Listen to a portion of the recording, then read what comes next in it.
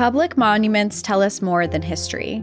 They tell us who and what a nation chooses to honor. For generations, the bronze statue of J. Marion Sims stood proudly along New York's Fifth Avenue, celebrating him as the father of modern gynecology.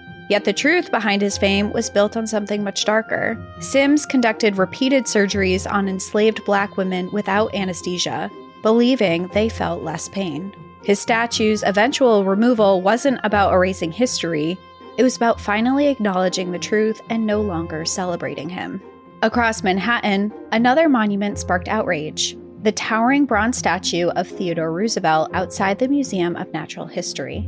It showed the president high on horseback with an Indigenous man and an African man walking below him. When it was unveiled in 1940, it was seen as a celebration of leadership. Today, many argue it's a celebration of white supremacy.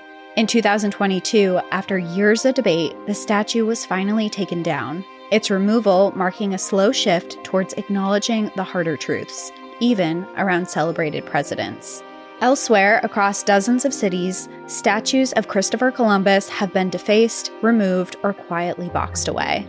Once hailed as the bold explorer who discovered the New World, Columbus is now recognized for bringing in centuries of violence, enslavement, and Indigenous genocide. Red paint has stained his statues in Baltimore and Boston, where protesters have left messages calling him what history long ignored: a conqueror, not a hero.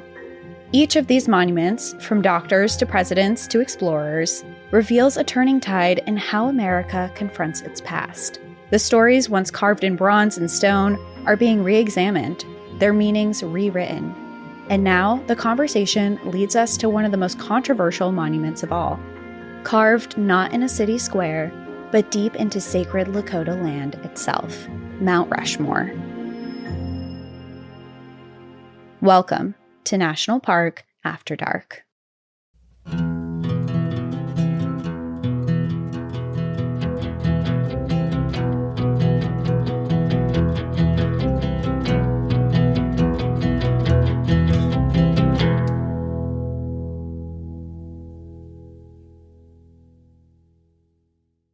Hello, everyone, and welcome back to National Park After Dark. And Cassie is going where I feel like we've been heading for a long time, to Mount Rushmore.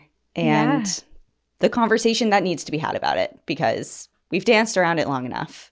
We've danced around it long enough. We haven't mentioned it long enough. And it feels very fitting to talk about it today because it is not a coincidence, we don't believe in those, that this episode is airing on what has been known in history for a very long time as Columbus Day, but has shifted more towards Indigenous Peoples Day. It is coming out on that Monday, if you're listening the day it airs. Yeah, October 13th. And I know that you intentionally did this, and I'm really excited because I know it was kind of brewing when we did our 1-star review episode a few weeks ago, and we chose Mount Rushmore, and a lot of people have a lot of feelings about it. So that and Rightfully the arch, so. which... Yeah, the arch also has... The arch will also be one we do one day because the arch is also very problematic. Yeah, okay. I don't know much about it. I've never been there.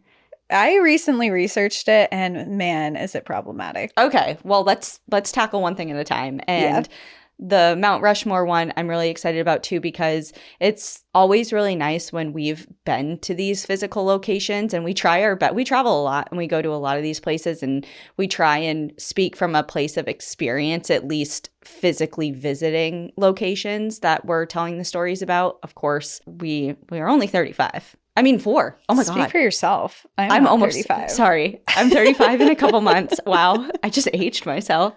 Jesus.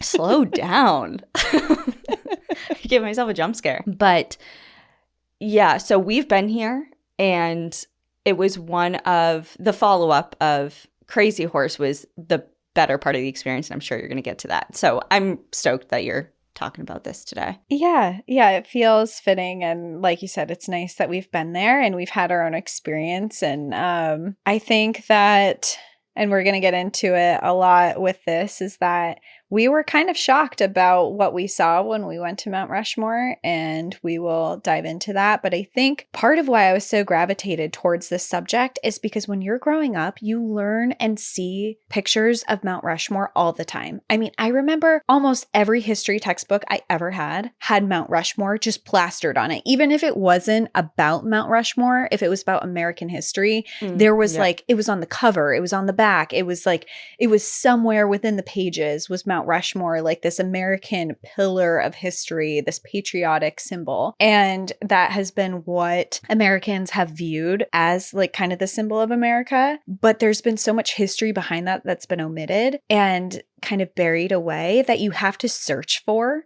So even myself included, I mean, growing up, I was always like, wow, Mount Rushmore. It seems kind of dumb because I've never understood carving faces into a mountain, but it was like, that's American, you know, that's an American symbol right there. And it wasn't until I started actually really diving into the history that I realized that there's a lot more to it than that. Okay, well, I'm ready to hear what you found out. Yes. So before we dive into Mount Rushmore, I did want to talk about Columbus Day a little bit too, just because it comes out on Columbus Day, and just going into stories that have been celebrated. And there's actually a darker twist to that. I thought that it would be important just to do a quick little mention of Columbus Day, because I think to a lot of people, including myself, for a very long time, you don't really think about Columbus Day. You're like, oh, this is a day I get off from work. Great. And a story. You know, you don't really think about it too much deeper.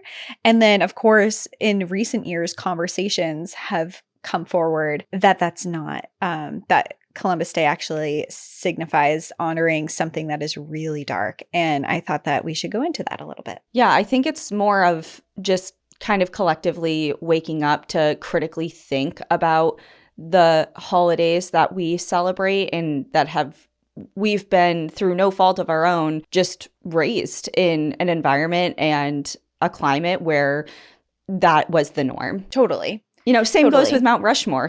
I have the same exact vision of a textbook type of thing. And honestly, like, even as a kid, thinking like, feeling pride about that. Like, this is my country and this is America, and I'm proud to be, you know, part of this whole thing. And you know, it's just something that as you become an adult, it's not just questioning history, in particular in American history, it's questioning everything, just kind of critically thinking about what is it that I've been brought up to think, and ways and patterns of being, and not saying like you need to throw the table over on every single thing, but just to re-examine it and through a different perspective or lens, and just give pause to maybe think of a different view. And like you said, a lot of this history was purposefully omitted. So it's taking that into account too, and just taking a look at it as a whole instead of just the little sliver that we were served for so long. Yes. Exactly. Beautifully said.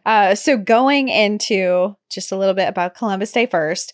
Columbus Day was originally created to mark Christopher Columbus's 1492 landing in Americas. Over time, it became a day for Italian Americans as well to celebrate their heritage and contributions to the U.S. Today, the holiday is often viewed as a reminder that America has always been shaped by immigrants and their unique cultures. For a long time, Columbus Day was taught as a story of bravery. Kids learned that Christopher Columbus crossed the Atlantic in 1492 and discovered a new world, but the truth is much darker. Columbus never actually set foot on the mainland of North America. Instead, he landed on the Caribbean islands like the Bahamas or Hispaniola and explored the coasts of Central and South America. His voyages opened the door for European colonization, but he never reached what is now the United States or Canada. When he arrived in the Caribbean, Columbus met the Taino people who welcomed him. Instead of friendship, he enslaved them. Many were forced to mine gold under brutal conditions. Those who didn't meet quotas were tortured, maimed, or killed. Columbus also sent thousands of indigenous people back to Spain as slaves, and many died on their way. His arrival brought diseases like smallpox and measles that native communities had no immunity to. In Hispaniola, the Taino people fell from hundreds of thousands to only a few hundred within 2 generations. The abuse went even further. Columbus and his men raped, enslaved, and murdered the Taino women and girls, selling them into sex trafficking. In his own journals, Columbus even wrote about how young girls, some as young as 9 or 10, were in demand. The violence inspired the larger pattern of colonization brought to the United States, where Indigenous women and children were targeted, trafficked, and dehumanized for centuries. Because of this legacy, Columbus Day has become one of the most controversial U.S. holidays. Many places now recognize Indigenous Peoples Day instead, honoring Native communities and their resilience instead of celebrating a man tied to conquest and exploitation. So knowing all of this information, it makes you question, why is some history memorialized while others are shoved away? The saying goes, the victors are the ones who write our history. But when the victors are the ones committing the atrocities, how can we trust the retelling of history is correct? And of course, one memorial that truly glorifies American history while largely omitting the ugly part is Mount Rushmore. At this point, I think most of us have learned that it's controversial at the very least, but I don't think a lot of people know exactly why. And again, going back to our conversation earlier, I don't think that is necessarily like we're at fault for that. It's just how we were raised and what we were taught, because it's been largely omitted from education. But I think it's time that we take a much deeper dive, especially if you haven't heard before, or if this is a refresh for you.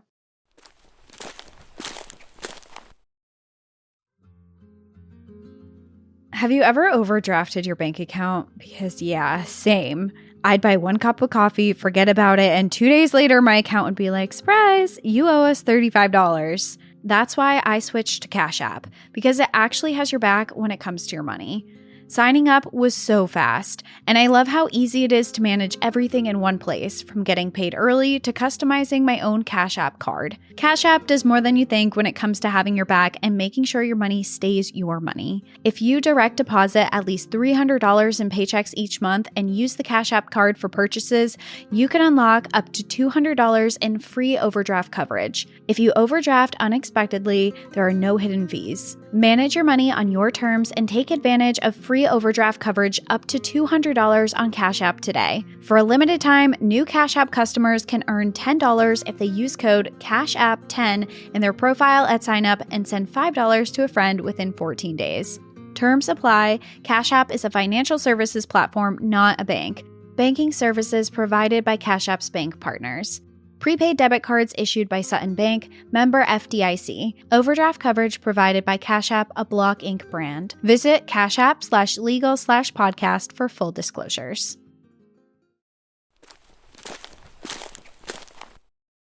So first, I want to take a moment to explain the creation of Mount Rushmore more in depth before we backtrack to the history of the lands there and the bloodshed that occurred in order for it to exist. In 1923, a South Dakota historian named Don Robinson had a vision. He wanted to draw tourists to his state, specifically to the towering granite spires known as the Needles, deep in the Black Hills, called by local Native communities Paha Sapa, meaning Black Hills. His idea was to carve the likeness of famous figures of the American West into the rocks, explorers, frontiersmen, and even Native leaders. When he approached sculptor Gutzon Borglum, he didn't yet realize how dramatically the project would change. Borglum was a man drawn to colossal art and nationalist ideas. He had once worked on the Confederate Memorial at Stone Mountain in Georgia, a project financed by the Ku Klux Klan, and he shared their obsession with a white America. Oh, so the roots of this is better intentions of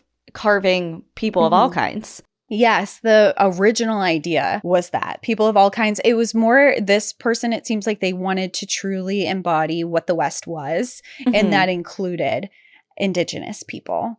Okay. But then the person he reached out to, Borglum, was not the right person to bring this vision to life because he had ties to the KKK and had no interest in honoring Indigenous communities. Okay. So Borglum looked at Robinson's sketches and was uninterested in his idea. He wanted something that he thought would be grander, something that told what he called the story of America itself. He chose Mount Rushmore, a granite peak named for a New York lawyer who had passed through the area decades earlier to survey the land for a mining operation. And to give you an idea of how random of a decision it was to name the mountain after this man, I found an an excerpt on the NPS site of a letter he wrote explaining how he named it after himself. Because this man, I mean, let's put into context here that the Lakota people and many Indigenous people lived in this area for thousands of years. Mm-hmm. And this man came in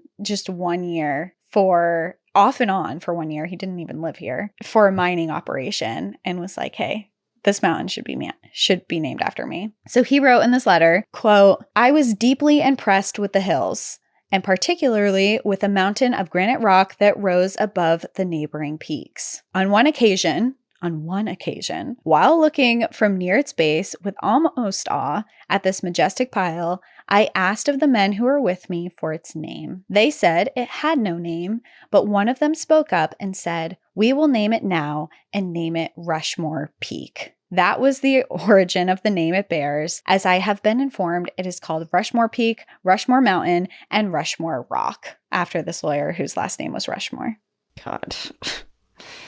It's like, okay, did you guys do any research? No? Yeah. Okay. No. You just arrived and you're like, does this have a name? Not that I know of. Let's name it Not that Mount I'm Rushmore. aware of. And for the 10 other white guys around me, nobody thinks it has a name. So yeah.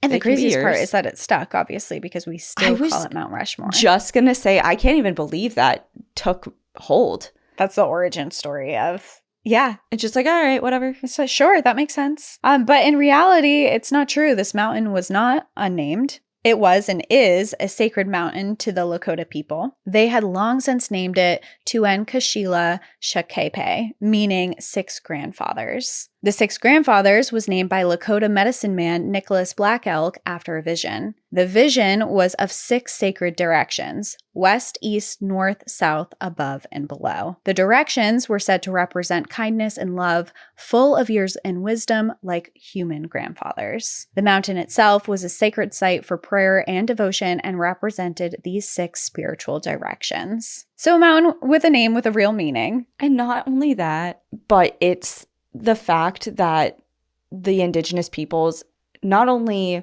had this reverence for this sacred mountain, but the true meaning behind it compared to the faces and their kind of what they are all about now that we've discovered over time, and just kind of the morality or lack thereof of some of those people. Mm-hmm. It's just couldn't be more opposite. Right. Yeah, it's like there was actual sacred meaning. And I mean, we find that with a lot of things, though, right? We find a lot in American history, and we don't have to dive down this path, but where mountains are named specifically after people for no reason who have just like come across this. And then they actually have real deep Indigenous meanings and sacred meanings that are so much more special and more important than just like naming it after some random guy. And I mean, yeah, but no, I mean, like, I don't even mean with like the title Rushmore. I mean, like, what did you just refresh my memory? I know you just said it 5 seconds ago, but like it was named after all the sacred directions and the kindness and peace and love that human grandfathers would. The spiritual directions. Yeah. It's like that compared to the men that are on there now, not the guy Rushmore was named after, but the men's faces who are carved into there right now and what they have kind of represented it. Yeah. It's just a very stark difference. It is. And that's what this whole episode is going to be about, is just how it's not even, it is the monument itself. It represents a lot of stuff that is very dark, but the location of where the monument is what makes it so really, really bad. I mean, for lack of a better term, it's really disrespectful. Yeah. It is. It truly is. And we're going to learn more about it. So let's jump into it. So it does have a name. It is not Mount Rushmore, and they name it this. So going back into Borglum and him picking a place to carve what he envisions to be the American story into the mountains, he decides that this mountain area is the place because of its broad, solid face and southern exposure.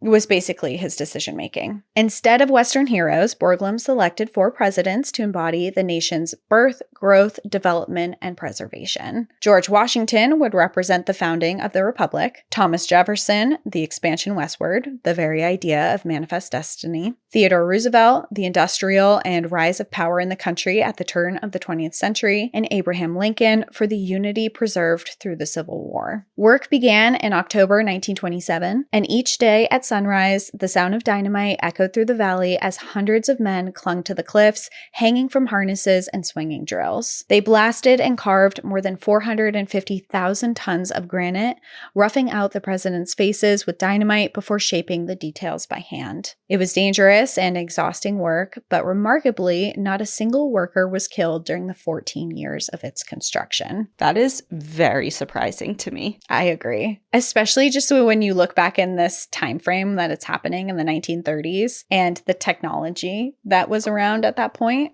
Yeah, and safe working conditions were not a thing. Prioritized at all. And just like the scale of the project as well, and just the inherent risk that you take in doing You're on a rock face with work explosives. like that. Yeah. And accidents happen all of the time in much less crazy conditions. So yeah, that's surprising.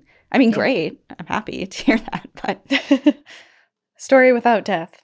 Just kidding. There's a lot of death in this, just not in this point. So Washington's face was completed first, dedicated in 1930. Jefferson's followed in 1936, Lincoln in 1937, and Roosevelt in 1939. Borglum planned to sculpt full chests of each man, but the Great Depression drained funding, and when he died in 1941, his son, Lincoln Borglum, took over and finished what his father had started, which ended up being 4 60-foot-tall heads. The project cost just under $1 million, most of which was funded by the federal government, and the job of its preservation was handed over to the National Park Service in 1933. To many, Mount Rushmore became an incredible example of engineering art and a symbol of national pride. The site evolved into a major destination with over 2 million people visiting each year. After the monument's completion on October 31st, 1941, Halloween, a walkway of flags were added in 1976. A vast viewing terrace was completed in the 1990s, along with a museum telling the story of the carving's creation. But many of those exhibits failed to tell the deeper truth, that the land itself had been illegally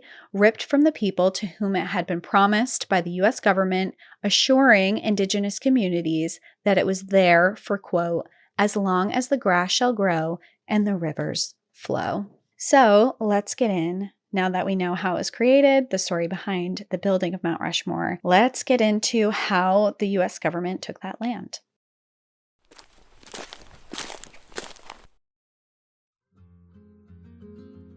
You know how every family has that one wild child, or should I say wild dog? Yeah, that's Ember. She's the tornado of our house, full of energy, always up for an adventure, and somehow manages to find every single mud puddle within a mile radius. And then there's Tucker, our sweet, loyal boy. He's the calm to her chaos and the one who follows me from room to room just to lay nearby. They couldn't be more different, but they're both my best friends, and I'd do anything to give them long, happy, healthy lives. That's why I switched to Ollie. Ollie makes fresh, human-grade meals that are actually made with real ingredients. No weird fillers or mystery meat. Each recipe is crafted by vet nutritionists and slow-cooked for top nutrition. And let me tell you, even Ember, who's usually too busy running laps around the yard to care about food, goes nuts at mealtime. Tucker, of course, the perfect boy, he does this happy little tail wag and sits perfectly until I give him the okay. What I love most is how easy it is. Ollie tailors meal plans to your dog's specific needs. Everything arrives perfectly portioned,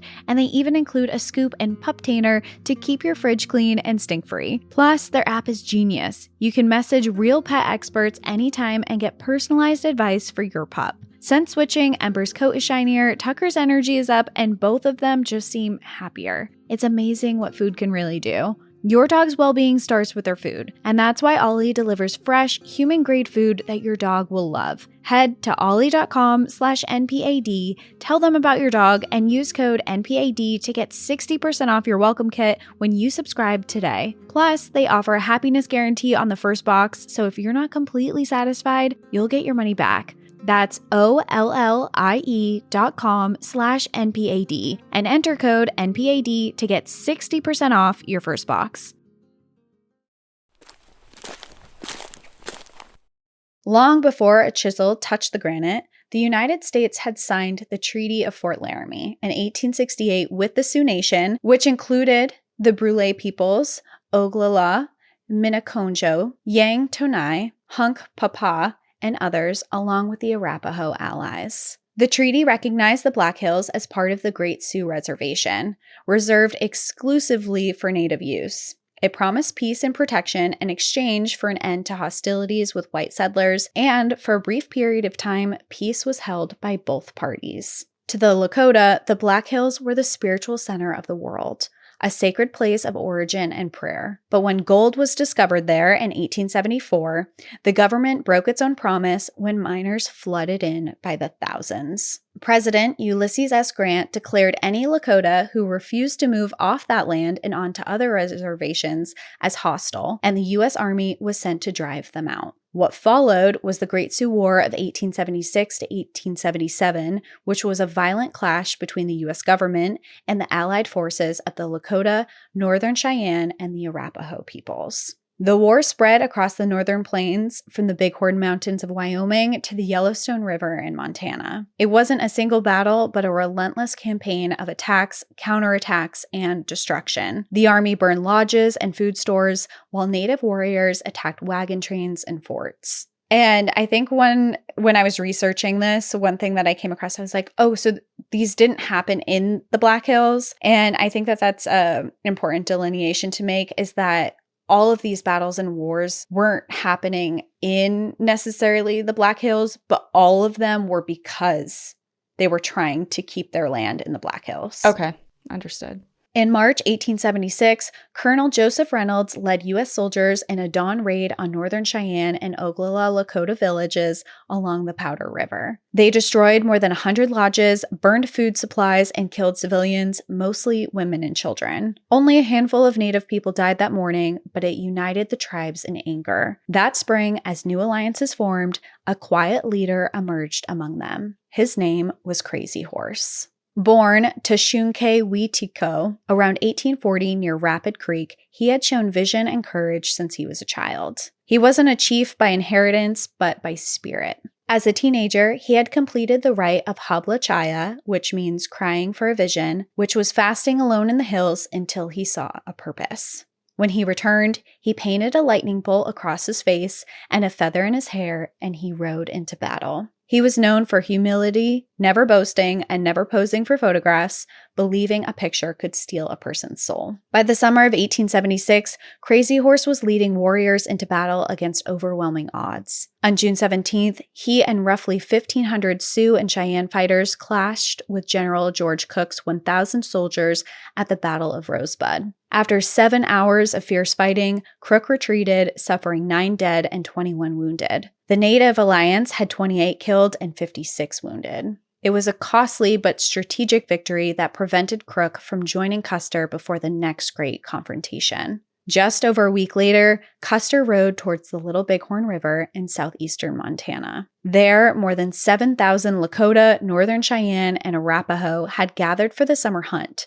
It was the largest Indigenous encampment the plains had ever seen. Custer ignored warnings that the village was far larger than expected. On June 25th, he divided his 7th Cavalry into 3 detachments and charged into the valley. Within hours, his command was surrounded by warriors led by Crazy Horse and 2 other leaders, Chief Gall and 2 Moons. Custer and more than 260 of his men were killed, including his brothers and nephew. The Lakota called it the Battle of Greasy Grass. To the U.S., it would be remembered as Custer's last stand. It was one of the few times in American history when Native forces decisively defeated the U.S. Army. But the victory would bring a devastating retaliation. News of Custer's defeat spread quickly. The U.S. government launched a full-scale campaign to crush the Sioux and their allies. Through the winter of 1876 and into 1877, the Army pushed relentlessly. Colonel Nelson Miles fought Crazy Horse's band at Wolf Mountain in January. It was a bitter, freezing battle, snow knee-deep, wind howling through the hills. The Lakota and Cheyenne fought bravely but were outgunned and starving. The buffalo herds that had sustained them were gone, as the U.S. Army had slaughtered them to deprive them of food. And that always, just reading that reminds me of that picture that I'm sure a lot of listeners have seen before, is of there's a white man sitting on top of a massive pile of skulls of bison. Yeah. And I think to understand that photo fully, the context behind why they were eradicating bison was because that was a food source that was a main food source for Indigenous people, and who had been thriving off the land with them and keeping their populations alive for thousands of years. And then white men came in and just decimated them to almost near extinction. Yeah. And that has been a topic for an episode that we have both had on our minds for quite literally years. Yeah. And I have a book right on my bookshelf over here about it. So it's going to happen at some point for sure. And there's, I think it's the Ken Burns documentary about the bison as well. And we have long story short, it's coming at some point. It's just such a heavy and important, and it's a topic that needs, not that we go into any episode lightly, and of course, hopefully it comes across that we care deeply about each episode that we do. But that one is just so all-encompassing and really needs to be done with a lot of research and care, and because it's not just about bison, right? No, it's not. It goes so much deeper, and there's so much to it, especially coming out of the other side of it now with recognizing what happened and trying to right that wrong and working with different Indigenous cultures to bring bison back and yada, yada. So, yeah. Yeah. It's very much an ongoing topic. I mean, this happened hundreds of years ago at this point, but it still has affected the landscape that we see today.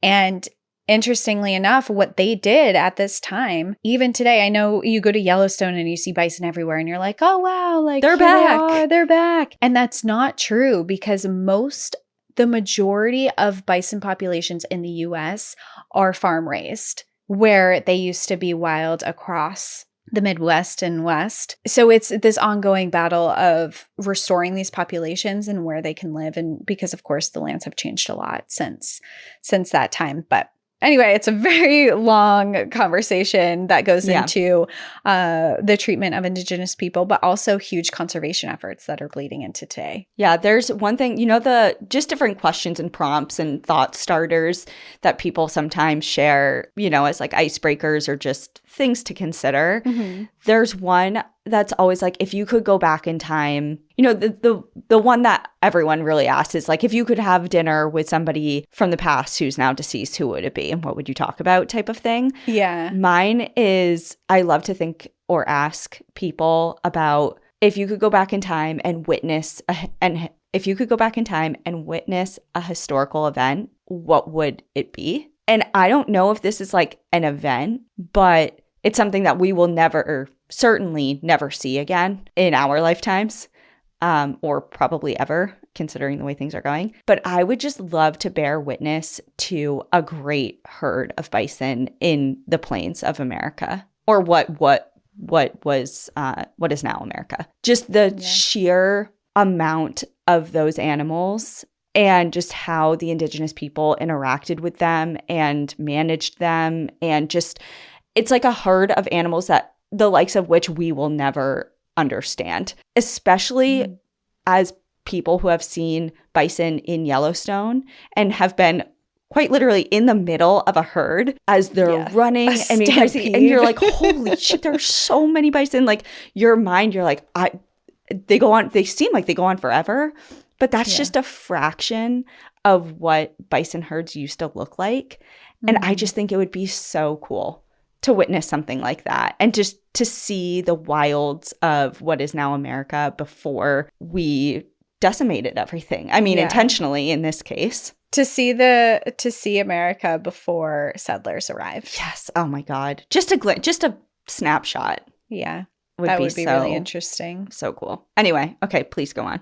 So going back into this battle and this war that's going on, the Great Sioux War that's happening, they were in these battles that were happening in the midst of winter. They're now starving the Indigenous people out, which are making things hard. And by spring, Crazy Horse's people were trapped between hunger and annihilation from settlers. By May 1877, Crazy Horse knew that the fight was over. Other bands had surrendered and were being fed at the Red Cloud Agency near what is now Crawford, Nebraska. He decided that to save his people, he would do the same. To him, he wasn't surrendering or giving up.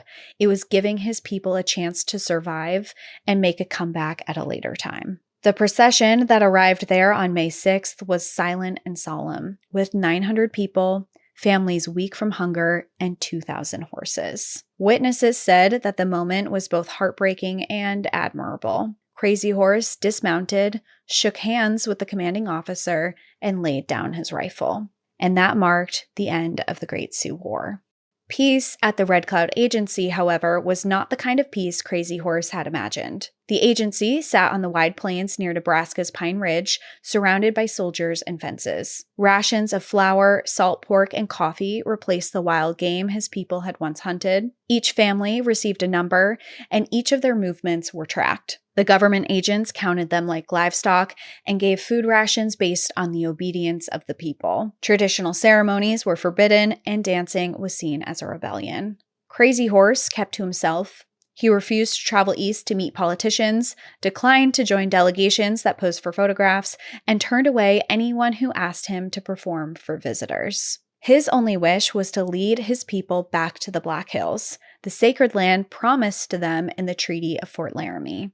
But his silence unsettled the army. Soon, rumors spread that he planned to leave the reservation, that he would rise again in rebellion. None of it was true, but the fear was enough. In September 1877, General George Cooke ordered Crazy Horse to be brought in for questioning. Crazy Horse was told it was just a meeting, but when he arrived at Camp Robinson, the military post guarding the Red Cloud Agency, and saw soldiers waiting with chains, he realized that they had lied. He resisted, and in the struggle, a soldier stabbed him with a bayonet. Friends carried him to a nearby building, but he refused medical help. He died that night at about 37 years old. 37. Wow. Yeah. It's young. It is really young. His death was the final blow to the Lakota resistance. The Black Hills were officially seized by the U.S. government the same year, despite treaty promises. For the Lakota, it was not merely the loss of land, it was the loss of a way of life. But Crazy Horse's name lived on, carried like a flame through generations. He became a symbol of defiance and dignity, a reminder that freedom was worth fighting for, even when the fight could not be won. Decades passed, the buffalo were slaughtered to near extinction, and reservations confined families to government rations. Children were sent to boarding schools with their hair cut and their language beaten out of them. And high above the pines, Mount Rushmore towered over the lost land with the faces of the men who had taken everything.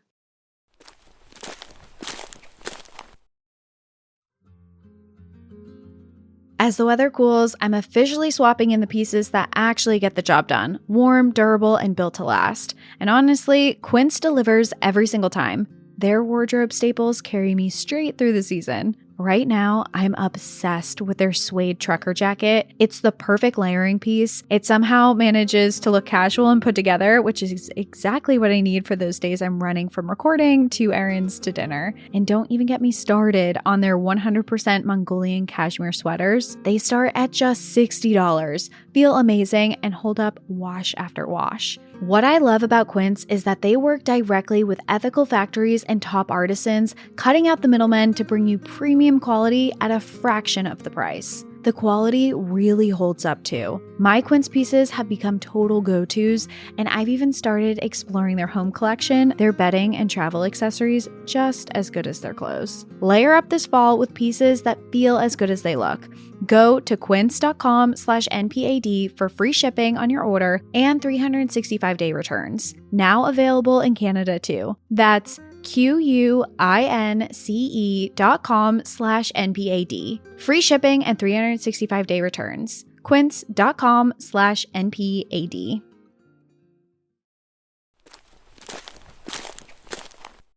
In the 1930s, as Mount Rushmore's carvings neared completion, an Oglala Lakota leader named Chief Henry Standing Bear, Crazy Horse's cousin, decided his people needed a monument of their own. He had watched the faces of the presidents take shape on sacred ground and felt the sting of erasure. He said, "The white man has his heroes carved in the Black Hills. The red man should have his too." In 1939, Standing Bear wrote to Polish-American sculptor Korzak Ziofsky, who had once worked under Borglum. "My fellow chiefs and I would like the white man to know that the red man has great heroes, too," he told him. He offered Ziofsky a mountain to carve a monument of Crazy Horse. It was Thunder Mountain, 17 miles from Mount Rushmore, and there was one condition.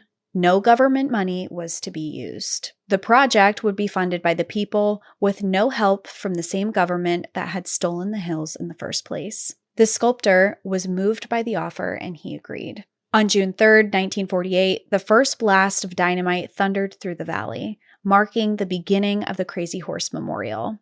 Ziofsky worked mostly alone in those early years. There were no paved roads, no electricity, only wooden steps, rope, and willpower. He envisioned a monument 563 feet high and 641 feet long, vast enough to fit all Mount Rushmore's presidents inside Crazy Horse's head and chest. His vision was immense.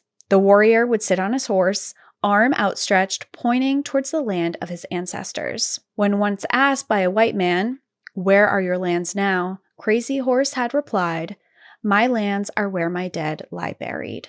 The sculptor sought to capture that defiance forever in stone. The monument would serve to remember a man who had fought not for conquest, but for the right to live free on his own land. After the sculptor's death in 1982, his wife Ruth and their 10 children continued his work. Ruth made a practical decision: to finish Crazy Horse's face first. She hoped that progress would draw visitors and raise the money needed to complete the rest. In 1998, after 50 years of labor, the face was unveiled at 87 feet tall, 27 feet higher than any Mount Rushmore's president. One face took half a century of dedication, and the mountain today still waits to be shaped into the full image of the horse and rider. Today, the Crazy Horse Memorial remains privately funded through donations and ticket sales. At its base stands the Indian Museum of North America and the Native American Educational and Cultural Center, where thousands of artifacts and artwork preserve the heritage that others tried to erase. The foundation also offers college scholarships to Native students across the continent. Every year, more than 1 million people visit. Twice annually, the memorial hosts a night blast where explosions of dynamite and fireworks illuminate the mountain, one on June 26th, honoring the anniversary of the Battle of Little Bighorn, and another on September 6th, the night Crazy Horse died. Some criticize the scale of the project. Others question whether Crazy Horse himself would have wanted a monument at all. He refused portraits in life. He sought humility, not glory. But many Lakota leaders see the mountain as a living reminder that their story did not end in 1877. It continues, carved inch by inch, generation after generation. The Crazy Horse Memorial is not based on any photograph because there are none. It's an interpretation, an embodiment of spirit rather than likeness. When completed, it will be the second largest monument in the world, surpassed only by India's Statue of Unity. Yet even unfinished, it already stands as something greater than stone. Looking up from the valley below, the sight of that face emerging from the granite feels like a heartbeat returning to the mountain. It's not just the image of a man, it's the story of a people who refuse to disappear. The Black Hills remain sacred, and the legal battle over them continues. In 1980, more than a century after the government seized them, the U.S. Supreme Court ruled that the land had been taken illegally and awarded the Sioux Nation $106 million in compensation. The tribes refused the money, saying the Black Hills were never for sale. The settlement now sits in a government trust, accruing interest that has grown into more than $1 billion. Holy sh! And still remains untouched. For the Lakota, the issue is not wealth, it is justice. For them, you cannot sell the heart of their world. The contrast between Mount Rushmore and Crazy Horse couldn't be sharper. On one mountain, 4 presidents gaze out over land taken in their names. On another, a Lakota warrior points towards that same land as if reminding the world whose story came first. Each year, as Indigenous Peoples Day replaces Columbus Day on more calendars, more communities are choosing to remember not the conquerors, but the voices that they silenced. It's a small step, but a powerful one. It's a shift in how nations decide what history deserves to be honored. It also continues the conversation about how Mount Rushmore should be used today. The Lakota people have protested its use for years, some arguing that it should be treated more like a Holocaust memorial than a bright celebration of American history. The Black Hills were never empty, they were taken. The treaties were broken, the promises erased, but in Pahasapa, the heart of the world for the Lakota, the story is still being told. And if you stand there at the base of Thunderhead Mountain as the light fades and the face of Crazy Horse glows in the setting sun, you can imagine him when he said, "My lands are where my dead lie buried." And that is my story of the dark history of Mount Rushmore and remembering the Indigenous communities with Crazy Horse. I think that was like a top 3 episode of yours. Really?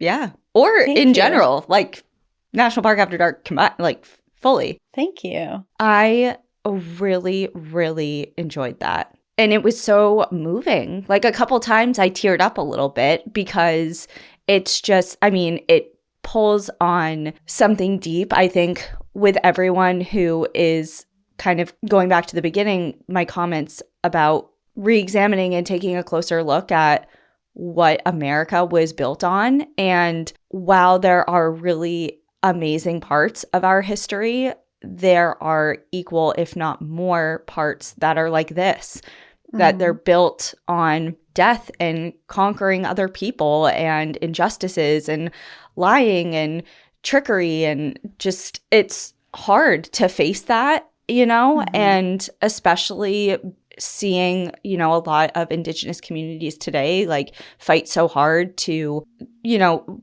raise awareness for that this, yes, it did happen.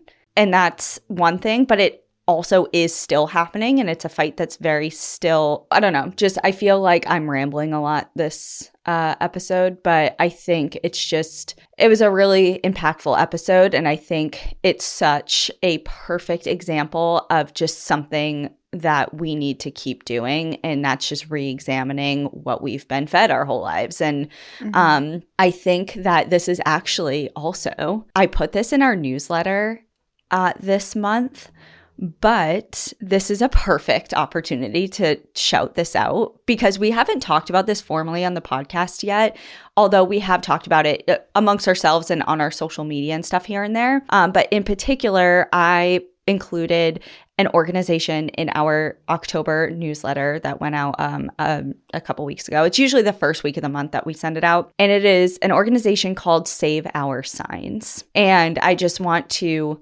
briefly read what they're about because it's so fitting for the whole topic of what you just went over. And it says, Save Our Signs, celebrate all American history. The National Park Service is the nation's largest outdoor history classroom. Spanning 400 sites, the parks work tirelessly to fulfill their legal mandate to steward our nation's stories and make them accessible to all Americans. Real history is not just happy stories.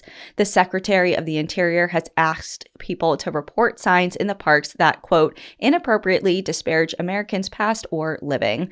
This grows out of Executive Order 14253, Restoring Truth and Sanity to American History, which seeks to erase quote-unquote negative stories from public view. Content deemed inappropriate was ordered to be removed by September 17th of this year, but we know that the process is ongoing, and some signs have already been removed. Join our effort to build a community archive of the signs, exhibits, and texts that could soon disappear from our national parks. We must act quickly to preserve all American stories. And then it goes on to outline how to do that. And essentially, it's asking you to, if you're in a national park and you see signage that you think would be targeted by this executive order, to take a picture and upload it to their database so that we can have like a living archive of these signs and exhibits that are at risk of being removed under this administration so that we don't lose them and that we can preserve what they say and hopefully bring them back at some point once this executive order, hopefully later on, is overturned. But yeah, so it's a really cool organization, and it's all it's run by librarians and public historians. Like, they co-founded this project. Wow. And I just think it's a huge topic of conversation right now across the nation, but specifically within national parks. This is outrageous. Yeah, and this it is a perfect example. It's like, why this history episode is is a important. perfect example. Yeah, history is so important, and it's not political either. I think that this is just something where we as Americans have a right to know about our heritage and our country and to know what has happened here, the full story. And it also does such a disservice to the people who were here before us and who are still here, their history as well. Just because something is ugly, just because something is sad and bad, doesn't mean that it should not be remembered. And I think part of the argument when you look at Mount Rushmore, it's like, where do we go from here with Mount Rushmore? Because it's this huge, imposing monument that's overlooking. What do you do with it? And there's been a lot of conversations around that, of giving the land back to the Lakota people, or some people have been like, should it be removed? And I think that's not a decision for like you or I to make. That would solely be in the hands of the people that it affects the most, I think, of the Lakota people who are there. But it is re-examining how we honor history, how we remember it, and making sure we remember every part of it. And I think that is such a good point of, I love that this project exists, and that if our listeners could go out and if you see anything, because of course we know our listeners, we want to know all the dark stuff is the interesting stuff, but we want to know what's there. And if you see stuff, send it in. Yeah. We'll put a link in the show description too. Yeah, so you can get to it quick.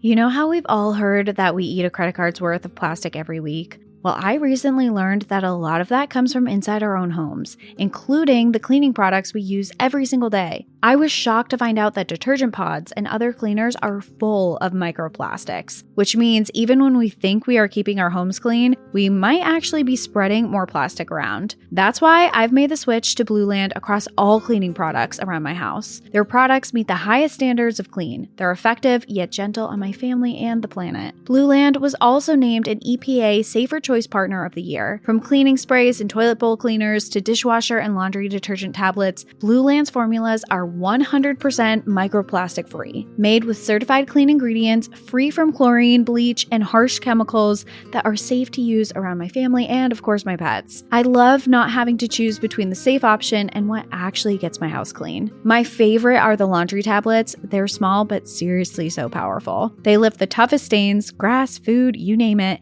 and my clothes come out fresh and soft every time. Plus, I love that Blue Land is trusted in over 1 million homes and certified by EPA Safer Choice, EWG verified, Leaping Bunny, USDA bio-based, and B Corp. That's a list I can actually feel good about supporting. Blue Land has a special offer for listeners. Right now, get 15% off your first order by going to blueland.com/NPAD. You won't want to miss this. blueland.com/NPAD for 15% off. That's blueland.com/NPAD for 15% off.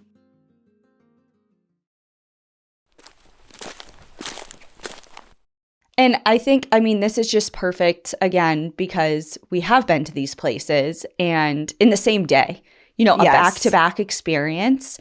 And like you said when you were telling the episode, like the contrast couldn't be sharper. Mm-hmm. And we saw that in real time. And I think, what is the answer? Of course, that's up for debate. Do I foresee Mount Rushmore being demolished? No. And I don't. I don't even know if I necessarily necessarily believe it should be, but that also is not my decision to make, you know, but I think it is a standing monument of a really dark history. I mean, because based on our experience when we were there in 2022? Yeah. I didn't learn any bit of this at Mount Rushmore. No. I learned about this at Crazy Horse.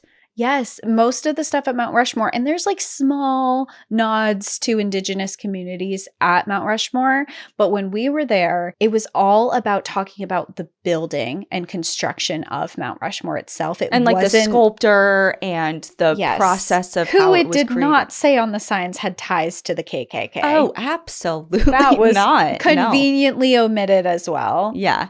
But yeah, I think that an approach that maybe would toe the line between both ends of this is just incorporating the truth in its entirety. And as we just said with the Save Our Signs project, we're going in the opposite direction of that, probably.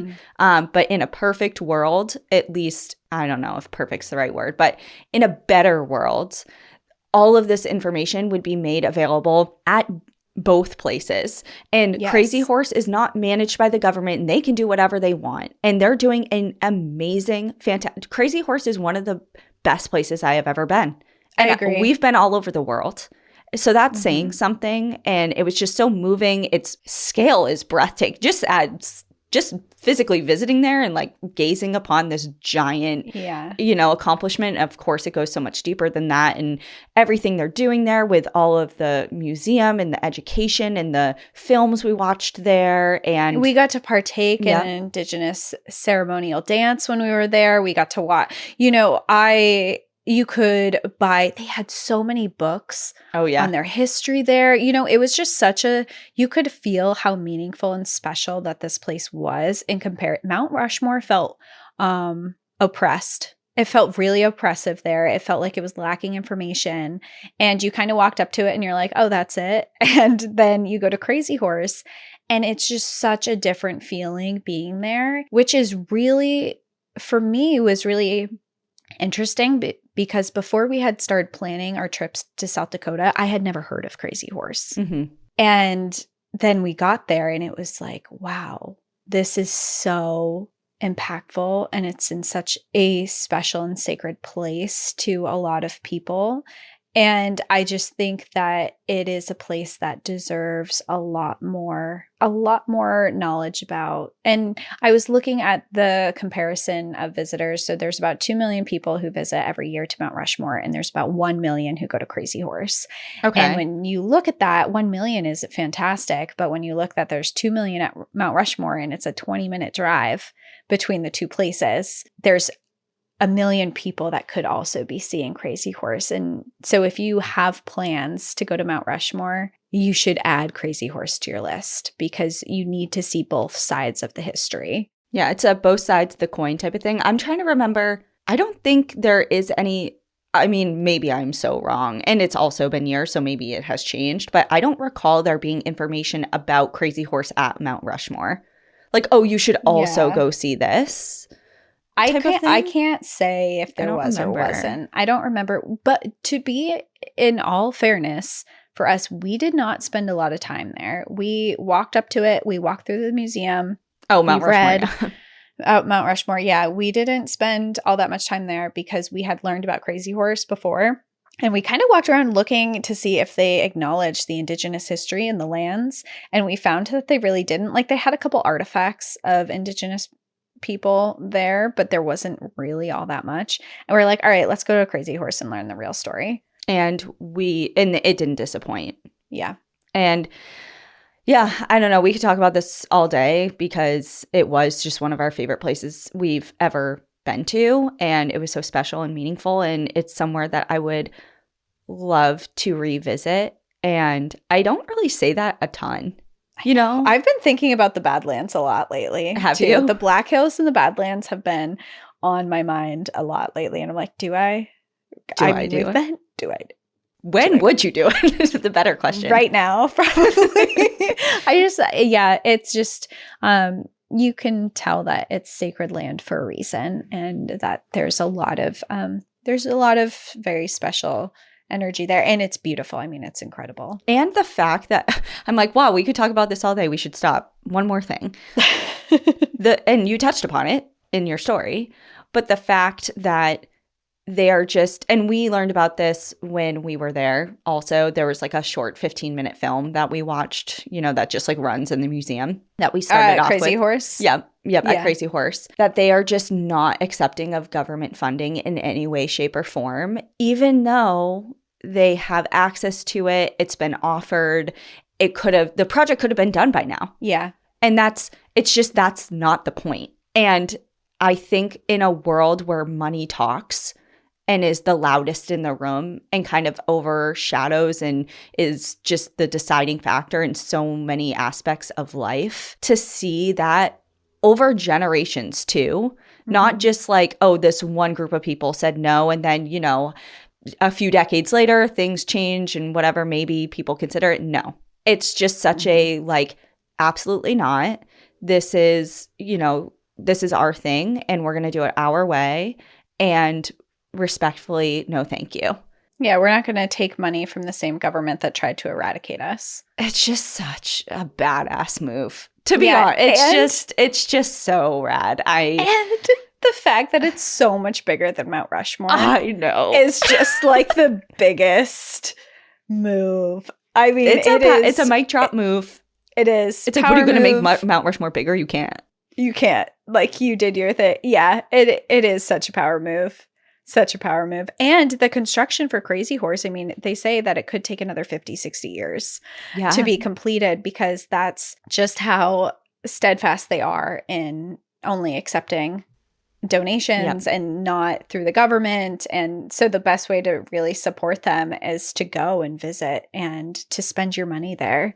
Yeah. And if you want to, you know, they accept donations online and things like that. And we're, you know, we mentioned last week that we're putting together a gift guide for outsiders for the holiday season. We're also, once that approaches, we're going to try and put together a little guide for donations, kind of like a online giving tree type of thing, and highlight different organizations that we've talked about throughout episodes, and just different projects that really, really rely on public donations to operate. And this will definitely be included. If you are interested in supporting. But the best way to do so is show your support, not only in dollars, but in your presence. You know, it takes time and care to go somewhere, and just showing up means a lot. Yeah. And just showing your willingness to learn. I mean, this has all been the history of what we thought was Mount Rushmore, at least for myself, and I'm sure I'm talking to a lot of people who feel the same way, has been ingrained in us as this patriotic symbol of being American.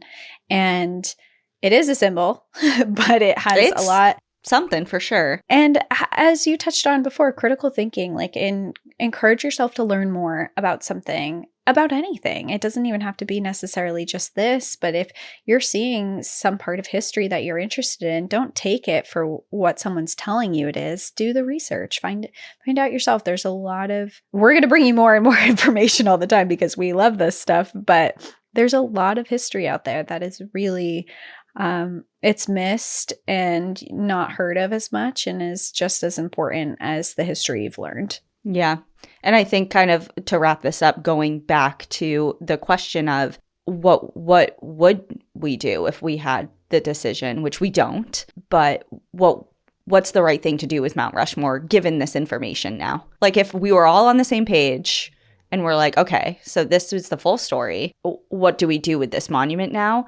I think that the right thing to do is to just keep it as it is, as a piece of that history, because it's not about totally going now the opposite way and being like, it's all about Crazy Horse and we should totally forget about Mount Rushmore, obliterate it. We don't even want to think about it. Like, it's important. Mm-hmm. It's important that it exists, but it's important for us to know why it's there and how it became what it is today in its entirety. So it's not about saying, screw Mount Rushmore and I don't think it should exist. I think that we should just know the whole thing.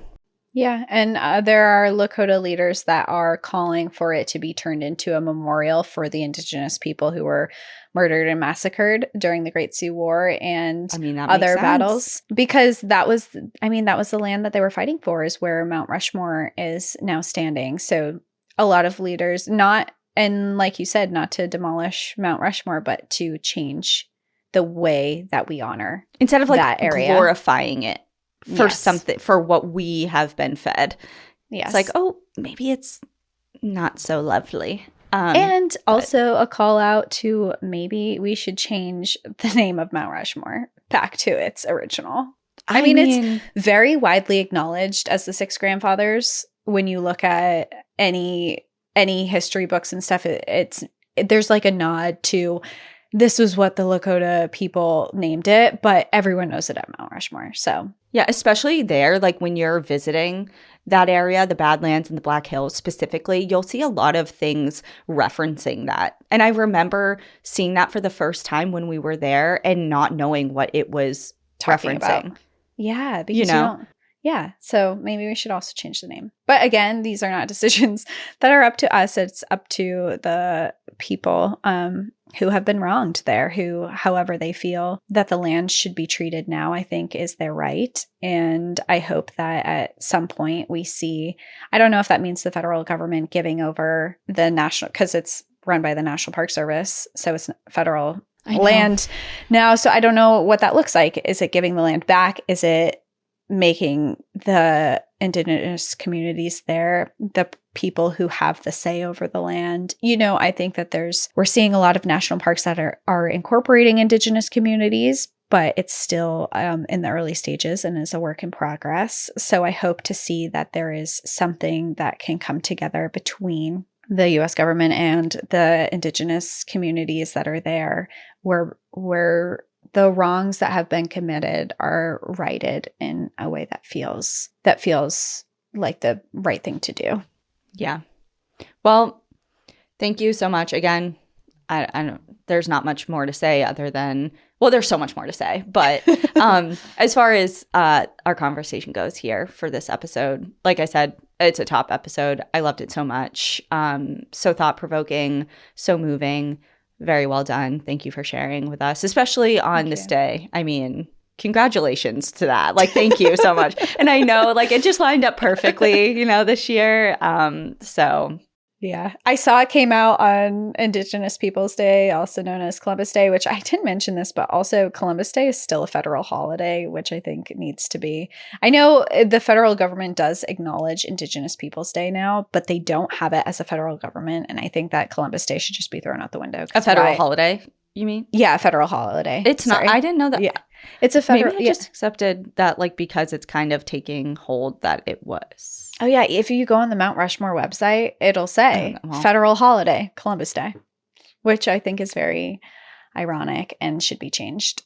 So hopefully that's something that we see in the future, too, because there's no reason to be celebrating. I still think you should get your day off from work. I'm not arguing against that. It should be a federal holiday. You should get your day off from work, but let's not honor a rapist and a conqueror. Oh, yeah. It says it's not yet an official holiday, though it has received annual presidential proclamations in recognizing it since 2021. Yeah. So it's very new. Okay. It should be switched to a federal holiday and everyone should get the day off. And we should all remember stories like these ones. All right. Well, thank you, everyone, so much for joining us. And the next, people are like, oh, my God. Okay. We know it's October. But this was important. Spooky season is fun and great, and we love it. But like this just takes precedence over. We have a lot of spooky stuff coming up. Next 3 weeks in a row, people. Next 3 weeks in a row, and the bonus story is creepier themed too. So it's coming. It's coming. We hear you. We're out here. All right. Spooky season is here. Thank you, everyone. Enjoy the view. Or well, what? Okay, sorry. Wow. All right, everyone. We will see you next week. In the meantime, please enjoy the view. But watch your back. Bye, everyone. Bye. Thank you for joining us again this week. If you love National Park After Dark and want to hear exclusive bonus stories, join us on Patreon or Apple subscriptions. Patreon subscribers have access to our National Park After Dark book club, live streams, Discord, and much more. If you prefer to watch our episodes, video episodes are now available on YouTube. If you're enjoying the show, please take a moment to rate, review, and subscribe on your favorite listening platform. And to follow along with all our adventures, you can find us on Instagram, Facebook, TikTok, and X at National Park After Dark.